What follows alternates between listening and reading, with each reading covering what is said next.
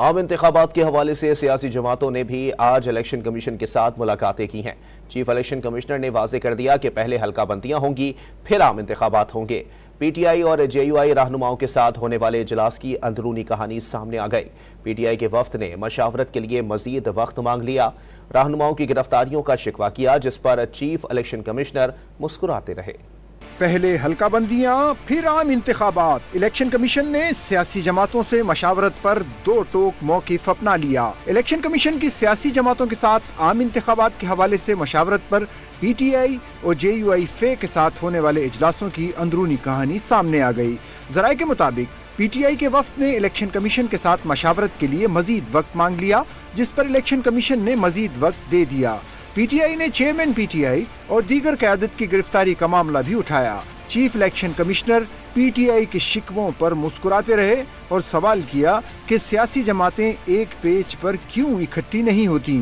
جے you آئی فے نے بلوچستان میں انتخابی حلقے بڑھانے کا مطالبہ کر دیا۔ ملاقات کے بعد میڈیا سے گفتگو میں بیرسٹر علی ظفر نے سب کے لیے لیول پلینگ فیلڈ کی ضرورت پر زور دیا۔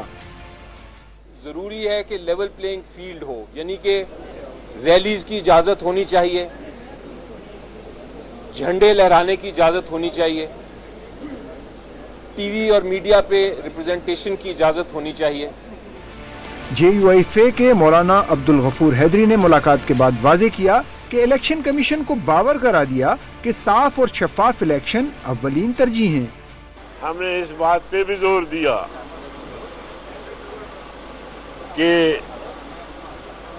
الیکشن کمیشن ایسے اقدامات کرے